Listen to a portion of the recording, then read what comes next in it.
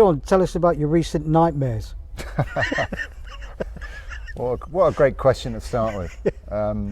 No, genuinely, as you know, because I just mentioned it, but I genuinely last night, so I thought it was a dream, it turned into a nightmare, but I'm in the back of a car, probably a taxi. It was a Mini, it's quite small, and I'm with Conor McGregor, and he's given it typical Conor McGregor exuberance. Yes. And I realised pretty soon on that actually in the front of the car, as well as the driver, was Conor McGregor's manager, trying to negotiate a new deal for Conor McGregor. Yeah. And you were his manager. Somewhat unbelievably, and I wasn't surprised. Yeah. I thought if anyone's going to be Conor McGregor's manager, it's probably going to be Paul.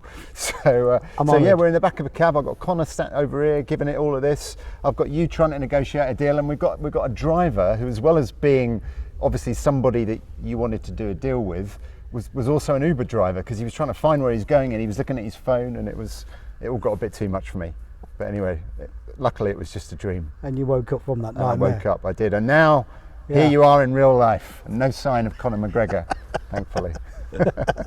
I'll have a drink of what you're drinking then. Okay, Shaun, can you please introduce yourself and tell us what you do?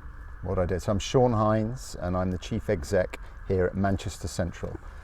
So my job really covers a bit of everything. I mean, we're a big, diverse convention centre in the heart of Manchester, best city in the UK. My job, it crosses all sorts of activity, from operational matters, but also to kind of ambassadorial stuff as well, whereby we're representing Manchester, trying to win events, conventions, exhibitions, meetings to come to Manchester. And if we can sell them on Manchester, then generally speaking, we can sell them on Manchester Central. So really, really interesting job, because we've got so much going on in the city, and this is such a great, as you can see, such a great facility that it's, and I don't use this phrase lightly, it's absolutely the best job I've ever had. Well, it certainly is an amazing space, but we'll come back to that. But how did you get the role? How did you get into this position of chief executive? So, I mean, old school job advert. So, I mean, these days, you inevitably throughout your career, you get involved in maybe, working with agencies or being headhunted, as they say. Yeah. But this was a good old-fashioned job ad, and I applied, wrote my application letter, submitted my CV. Yeah. And look, I didn't come from a venues or events background, but I had a lot of what I believe to be complementary experience. Yeah. I had a pretty clear vision in my mind about what I felt we should be doing in Manchester and in the facility. And I was able to convince my bosses and the powers that be that I was the right guy for the job. And 2.5 years into it now, and it's been fantastic. Did you have to do sort of a business plan for the part of the interview procedure, or? There was all sorts. I think they were quite keen to get an understanding of my vision, my ideas for how you take something as well established and as imposing as we are, but how you kind of adapt it and work with it in a kind of modern environment. And I think because I didn't come from a ground-in background of venues, I kind of had a sideways looking perspective, and I think that was quite appealing. And look, so far so good. I think we're doing some really interesting stuff. One of the things I've tried to do is to bring out the personality of the venue and of the people, and become much more open as a facility. And I think we're making great strides along that way. So, what's your day-to-day role here? When you come in, you clock in, and what do you do? It's interesting. Yeah, I mean, the first thing is no day is the same. I mean, look, today we've got one of the rare occasions. We're currently here in August, although you wouldn't know from the weather. And we're on one of our quiet days, one of the few quiet days actually, because the occupancy of the venue is quite full. But generally speaking, every day is different. And one of the great appealing aspects of this job is that we're very much defined by the event and the activity that's going on within the facility. So one week we could be a medical conference, the next week we could be an economic conference, after that we could be an exhibition, a public exhibition, we could be Comic-Con, we could have parties going on. So every event is different. Yeah. Every client is looking for a particular kind of experience and a particular theme to come through. And one of the things that I tell my team is that the great thing about events is that every event that you run, even if it's an event that you've run year after year after year, whenever you're running this event now, it's always the best it's ever been, because the nature of events is that you're always moving forward. And so we're all about progression, we're all about the future, we're all about optimism. And it's our job to ensure that whatever we're doing here, that occasion for that client or those delegates is the best experience they've ever had. Better than last year, and better than the year before that. But one thing's for sure, when they come back next year will be even better still. And that's our job. Oh, smashing. And you mentioned team. How many staff are you actually responsible for? Well, we've got quite a fluid team, as you might expect. Our core operating team is around about 120 people, but that can grow up to about 500 or 600 when we've got one of our large events. So we rely quite heavily on the workforce of Manchester to come in and support some of the events that we've got. And we employ both informally and formally a large number of local Manchester people, and that's important for the economy as well. So tell me a bit now about the history. We're basically in a disused station, aren't we? Well, you're right. It was built as a railway terminal. Initially it was the main connection point between Manchester and not just London, but pretty much everywhere else in the UK. It was at a time when railways were in the hands of industrial entrepreneurs. And look, without going into the story of Manchester, Manchester was home to a lot of industrialists. And it was deemed that Manchester needed a world-class connection, both to other parts of the UK. There's one of those trolleys. I think a train's pulling in, I was talking isn't it? about, yeah. So there you go. I don't know where it is actually, but that'll be the 135 coming from Oldham. So it was built as the main connection. Initially when it opened, it was 6 hours, 38 minutes to go to London.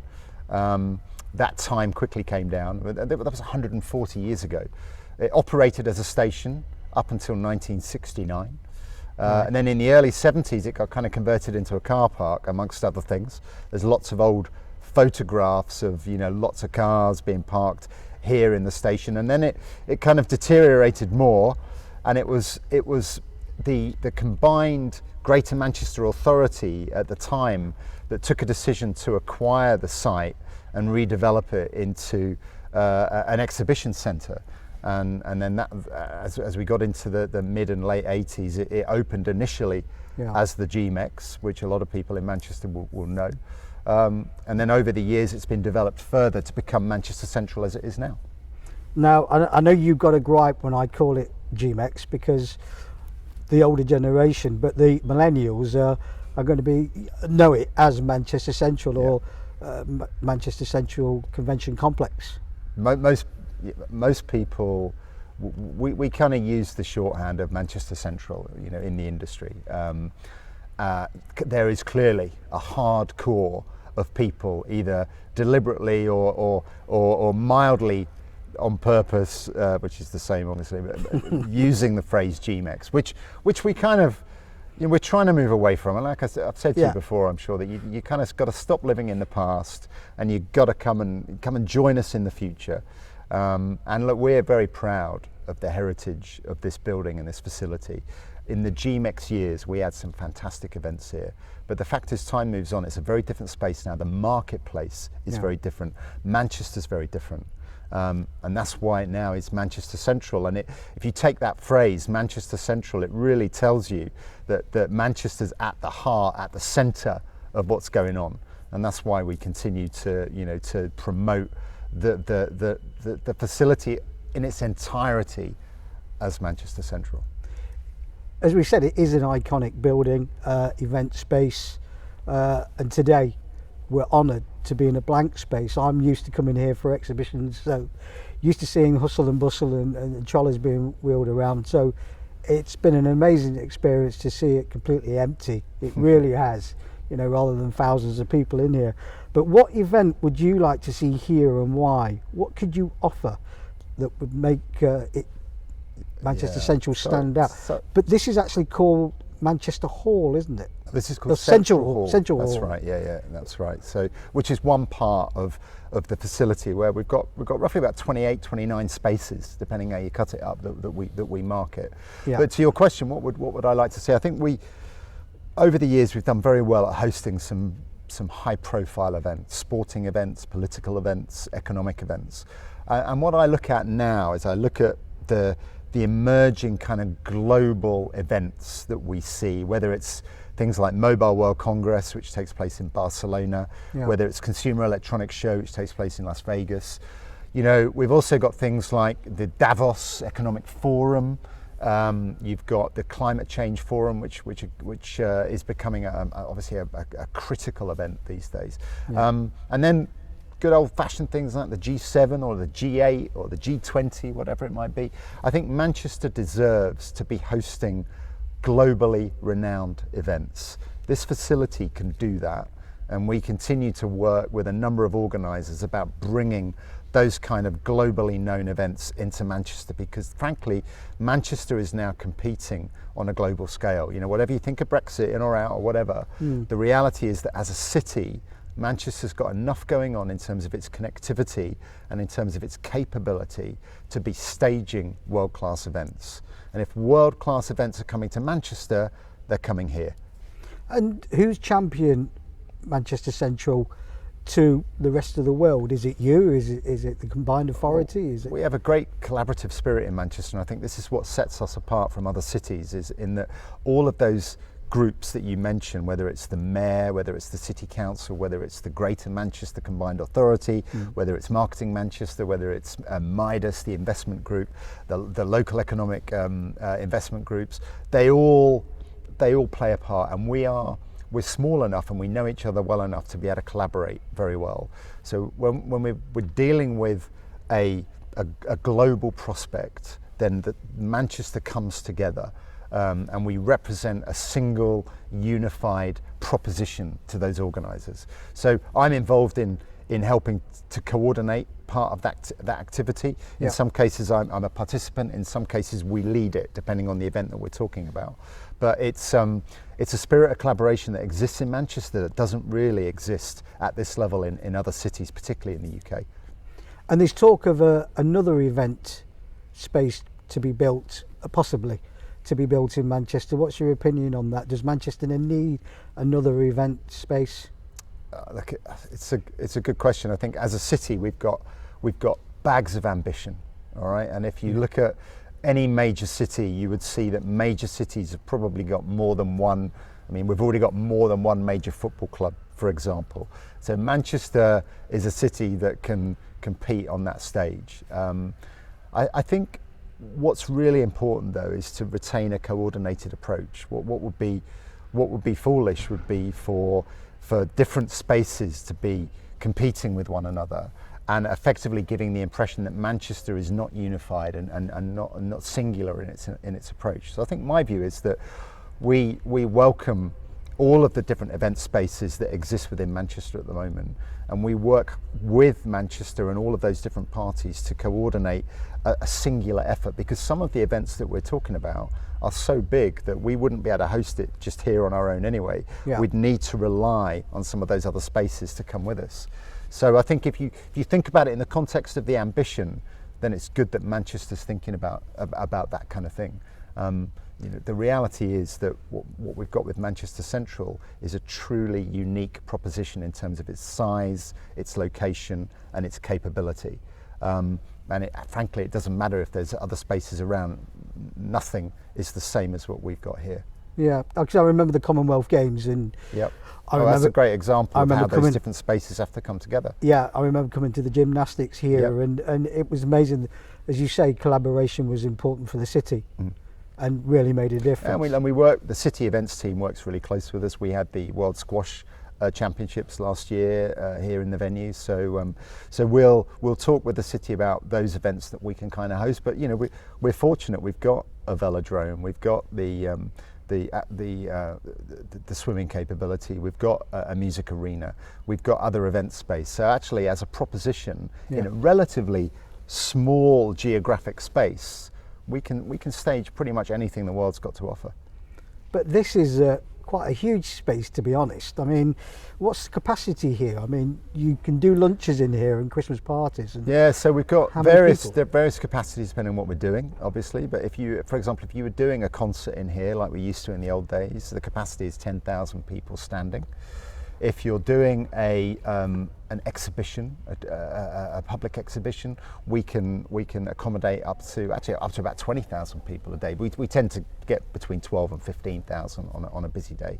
If you're coming for dinner or lunch, technically up to 5,000, but we're probably 3,500 people for dinner, which is that the biggest in Manchester? Which is quite an undertaking, if I can tell you. Yeah, and it's by far and away the largest in Manchester. Yeah, absolutely. That's something to boast about, isn't it? Yeah, and it's like nothing else you've ever seen. You know, serving 3,500 people a fine dining experience simultaneously, not quite instantly simultaneously, but broadly speaking, everyone getting their starter at the same time, everyone getting their main course. It is something to be seen, and the logistics that goes into that is incredible. Not least of which, if you imagine we have kitchens built at one end of the hall, and you'll have some of our service team that will be servicing tables which are at the other end of the hall. And imagine how much walking they're doing to service each of those. I mean, it's an incredible feat, but we're expert at it. We do it like nobody else. And unless you've been here for dinner for 2,500, 3,500 people, you've got no idea what it's like. But if you have been here, you'll know it's really good. Can't wait for the invite, Shaun. And how much is corporate and how much is the entertainment? You mentioned about concerts here. I can't remember the last concert here, to be honest. Well, funnily enough, one of the last concerts here, sadly, was Prodigy, actually, and obviously that, you know, with the passing of Keith Flint, you know, that gig won't happen again. But we've moved away from that kind of event, and we focus more on B2B business events. We tend to be conferences, exhibitions, conventions, that kind of stuff. So corporate events, if you look at all of that together, corporate is still by far and away about 80% of what we do.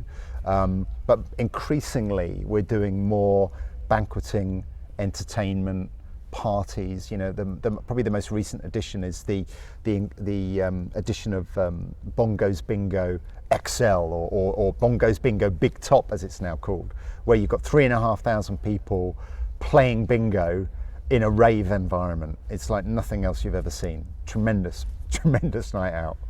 I think I'll give that one a miss. If you could change anything about the complex, what would you change?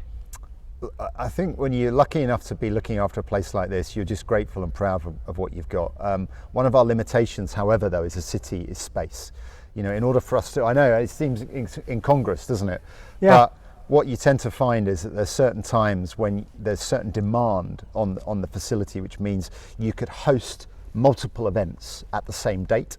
So we can't, because if we have one big event in, we're stuck. So if I could add more footprint to floor space to our footprint. Well, how many meters square is this? Well, this room is 10,000 square meters. Overall, we've got roughly 28,000 square meters is the official number, but it broadly, you know, let's imagine somewhere between 25 and 28,000 square meters that we can sell. But there are some dates when it's completely full, and I could sell it again and again and again. So if I can add more I can't add more dates to the calendar, sadly. Yeah. But I could add more space. My challenge, though, is that we're in a kind of space enclosed environment. So how I do that is quite challenging. Well, I would have thought that you've got VentureFest coming up, and that's going to take place in November, and they're going to be in the convention complex.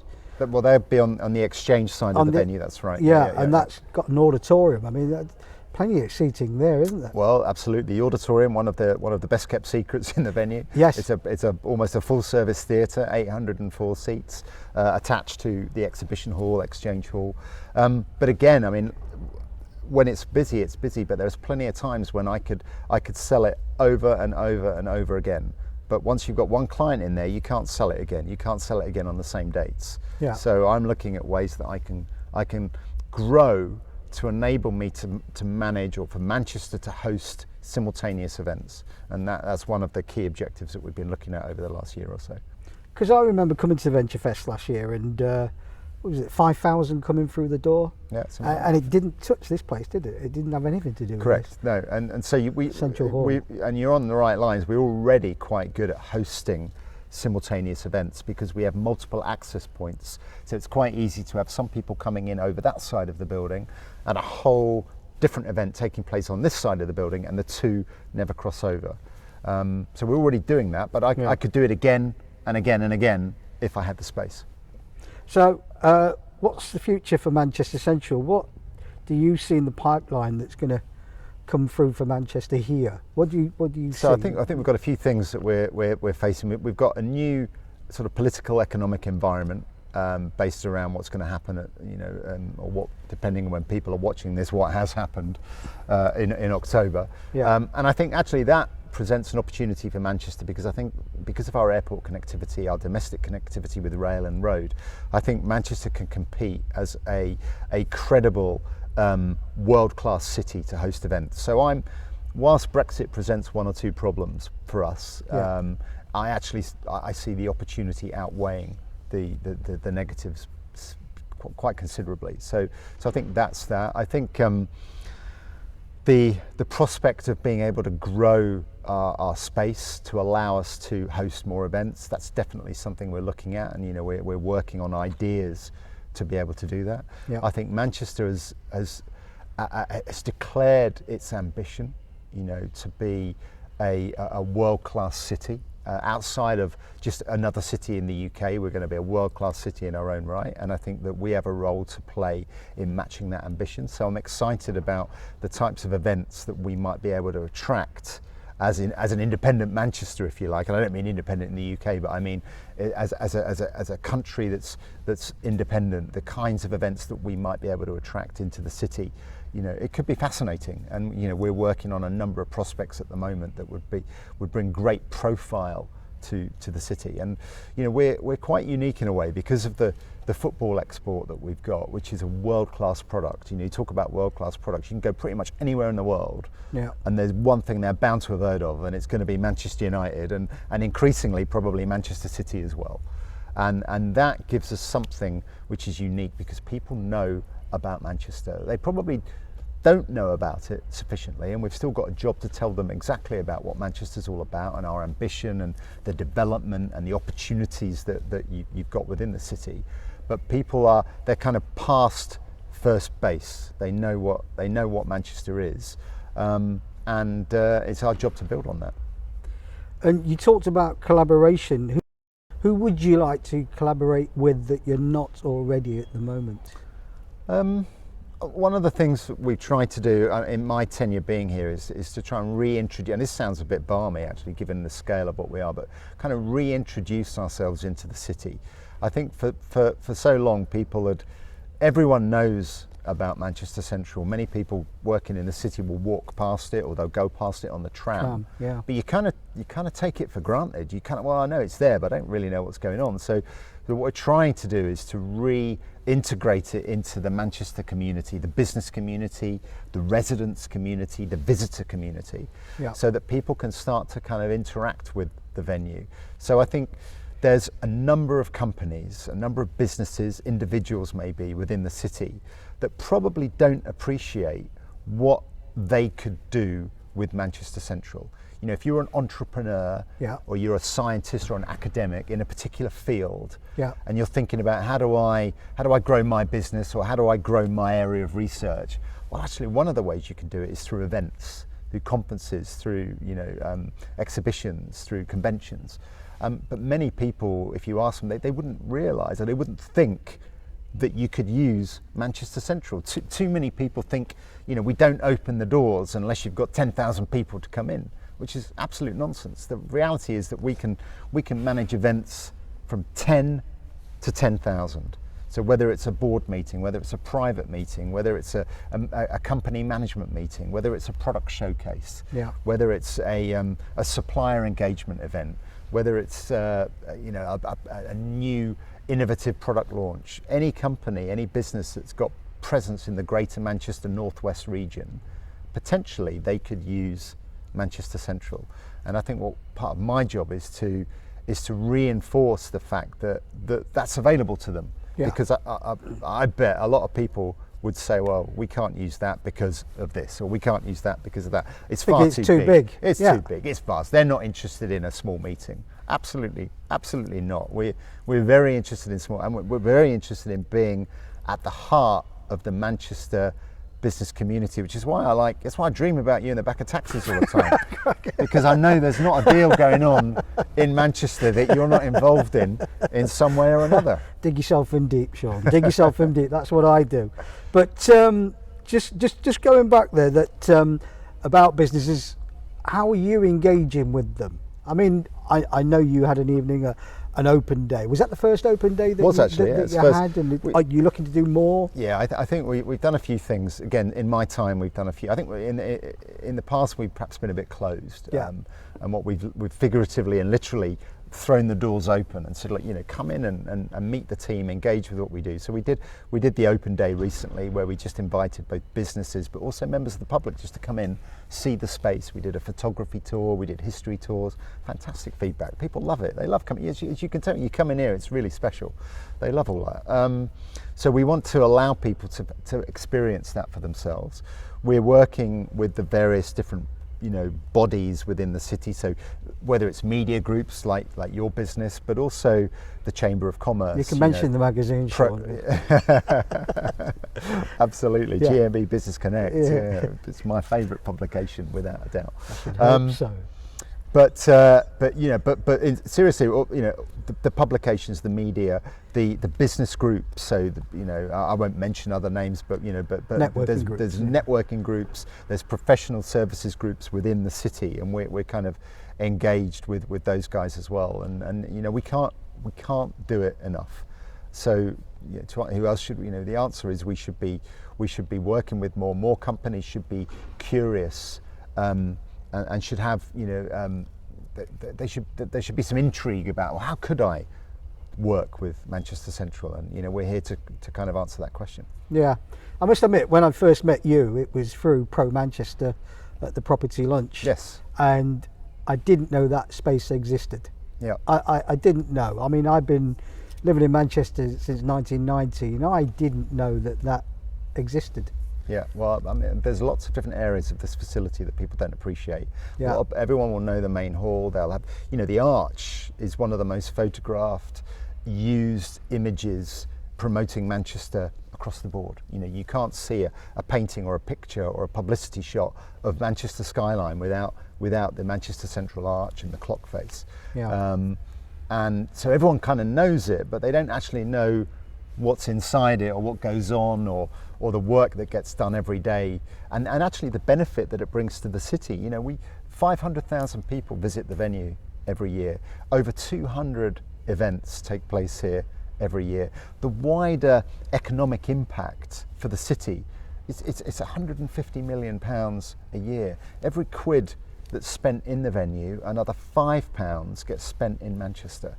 So the benefit that we bring, not just to our facility, but to the bars, the restaurants, the hotels, the taxi companies, the shops, the retailers within the city centre, and within the wider GM community, it's vast. And business tourism is so critical and so valuable to Manchester. And we've recently just relaunched our business tourism strategy to grow our overall business tourism numbers in the next 5 years. And that's really critical for the success of Manchester, because it's those business tourists that will come back as leisure tourists. Yeah. It's those business tourists that may make a decision to invest in Manchester, to open an office in Manchester, to begin a research policy initiative in Manchester. And all of those things have this kind of legacy effect, which we are the kind of stimulant for. So it's really important.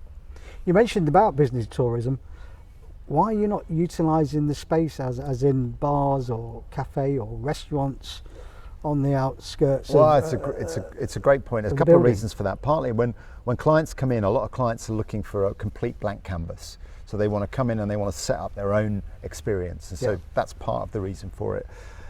I think also where we're located in the city. In years gone by, it was a quieter part of the city. Now it's actually quite a thriving part of the city, whether it's because of the tram or because of the development going on with First Street. We've got Deansgate Square, the new residential area that's opening up just around there. So I think all of a sudden the city is moving our way.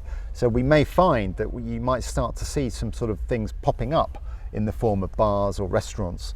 And so much so that in a couple of weeks we're about to, we're not, but the guys at Manchester Gin are about to open their new facility, distillery, bar, restaurant, warehouse, and that's actually within Manchester Central. It's within our building. So they're renting the space from you. So they're going to be one of our tenants in our railway arches, and it's going to be a fantastic addition to the facility. And I think that we'll see more of that kind of thing occurring in different parts of the venue as time goes on.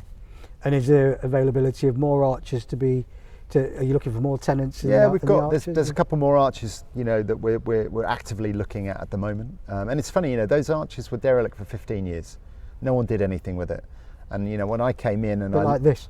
Well, this isn't derelict. This is well used. But I looked at that space and I thought to myself, we can do better than this. Yeah. Anyway, one thing led to another, and now we've got a great tenant in the form of Manchester Gin, and I think their bar is I think it's Three Little Words, I think is what they've called it, which is no doubt a great story behind it, but we'll have to wait and see. Yeah. Okay. Who owns Manchester Central? We're sort of publicly owned. We're owned by the City of Manchester Council. So you answer to the council? We're part of a team. At the end of the day, look, a facility like ours, being part of that civic infrastructure, is really important. And so we work hand in hand with the council. Yeah. We deliver a number of civic and state events on behalf of the council. Yeah. But equally, we're here to attract other independent and commercial events, into the city, which then has a knock-on effect for the City of Manchester, which ultimately puts money in the coffers of the City of Manchester, which then the council can use on making Manchester, a great place to live, work, and enjoy yourself. So the profits go to the council? The profits go to. You can imagine keeping a building like this in its state of repair is not a cheap undertaking. So we have a lot of investment that we put into this facility every year. Yep. But what I would say is, we're a profitable entity. We directly contribute positively to our shareholder, which is the council, which is a good thing because a lot of conference centres don't.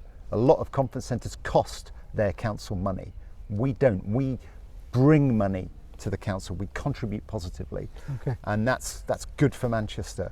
And that's before you talk about the wider economic impact, which is that £150 million for all of the local businesses that I mentioned. Yeah. What makes a good leader, and who inspires you?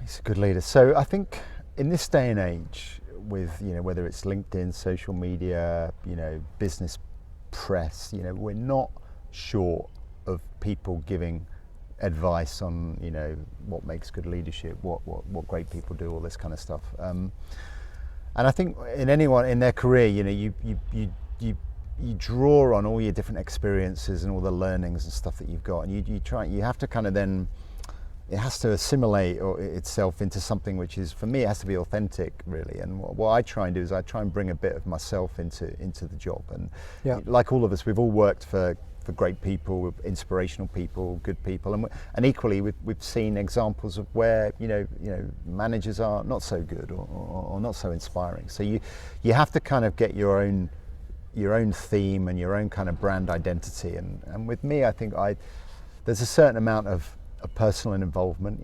First of all, I'm lucky that I really enjoy my job, and I take inspiration from a number of the organisers and the clients that run their events here. I'm fortunate to see many of the different keynote speeches, for example. So you get to see the politicians, you get to see the business leaders that are doing their keynote speeches, and you pick up on that. But I try and bring a bit of myself. I try and be authentic in what I'm doing. Yeah. I help my team really. What I mentioned earlier about the every time we run an event, it has to be better than the one that we ran previously, Yeah. and it won't be as good as the one we do next. So that, in essence, is about progression. All right. So we all strive to be, to be on top of our game, do the best job that we can. And there's that phrase about what you're looking for is progression, not perfection. And that kind of works for us a lot because we're always looking to be moving forward. We're always looking to be doing a better job, always looking for a way of making a small change that might make a big difference downstream. And part of my job is to be is to be embodying that spirit, and looking for ways myself that I can perhaps make those changes in what I do and the techniques that we use to keep our teams motivated and to inspire our own people. But I think you've got, in this day and age, because everything is so public, social media is prolific, the way that you are reported on, the way you're observed, all of that stuff now is wide open for people to see. And that's why, being authentic, being realistic, and being yourself and being personal, which sounds like a bit of a cliche, but it's true. And I think if you can do that, you create something that people can relate to. Yeah. And they can relate to it in the sense of something that's positive, because they know what they get when they deal with you, but also they relate to you in a sense of intuitively you know what the expectations are. You don't have to go out and say, right, Paul, I want you to do this, this and this, because it's kind of, people know that those are the bare minimum that we strive for, because frankly we were doing that last week, so now we've got to do that plus something else. Yeah. So, but like I say, for me I'm quite fortunate because it's such an inspiring role, and I'm naturally enthusiastic about what we do, and if I can rub a little bit of that enthusiasm off on my teams, then I know that they'll do a great job with our clients and our delegates, and then hopefully we'll continue to succeed. And is there any one person or a few people that you aspire to? Is it? I wouldn't look. I've worked for some inspirational people, and even today I continue to work for inspirational people. And I'm not going to mention particular names because there's elements of there's traits and elements from the experiences that I've had that I think inform me. But I think nowadays you know what makes a good boss, a good manager. You just get that sense of that, and that's what I try and aspire to be every day. I try and aspire to be the better person of me than I was the day before. And is it working? And well, you'll have to ask my team, but I think it's working, Shaun. I think, like all of us, we've all got pressures, we've all got deadlines, we've all got stuff that has to get done, and I suppose the approach I take is you can meet all of those objectives. Yeah. And if I may be blunt, you don't have to be an arsehole to do it. Yeah. There are other ways of getting the best out of people, and I'm constantly looking at those little things that make a big difference with my team. I spoke to the CEO. He did a presentation regarding Emirates Old Trafford a week after the Manchester bomb, and I remember booking a ticket for a concert a week after at Emirates Old Trafford, and a lot of people were unsure whether to go. Now, Daniel Gidney, the chief exec there, said something that was amazing, and I was really, really taken aback, because I had booked tickets to see the Cortinas there the week after the bomb at Emirates, and I was thinking about me and my safety and the friends that I bought tickets for, where Daniel had to think about his staff coming to work, and that was a big hurdle for him that he said that stuck with him for a long time. I mean, that must go through your brain. Well, look, I think after what happened, after the arena attack, I mean, I think it changed everything for a lot of public spaces, and I'm not talking about concert venues or sports venues or convention venues. So you have to have a total view approach to all sorts of welfare, whether it's physical security, whether it's sort of virtual security, whether it's the welfare and well-being of the teams. And I think that, you know, we've all learnt things from what happened in Manchester. I think that we've you know, certainly we as a venue have changed some of the procedures that we have in place, and frankly we continue to do so. You know, security is at the top of our list. So we're always tweaking, and you know, without being too dramatic, the threat level changes. You know, threats evolve, the techniques, the styles, the methods that might be used, they're evolving all of the time, and therefore the preventions, the defence, the observations around that are changing as well. So we have a dedicated team. We have a lot of technology. We have a lot of management resource and actual resource that goes into that aspect of it. But you're quite right. You know, you have to think about not just the obvious, which is the concert goer or the delegate. It's actually about the people that are standing on the front door, the people that are, you know, involved in working in the car parks or working in different parts of the space, the people that have to come to the venue to work, to do a job and then go home at the end of it, who might not be the full-time staff. All of those people we have a responsibility and obligation to all of those people, which I think we cover off pretty well, but we're not complacent. We continue to look at it. Hinds, Chief Executive, thank you very much. Pleasure. Thank you very much. Thank you. Cheers. And don't have nightmares. I'll do my best. Let me know how you get on with Conor McGregor. Read about it in the press. I will.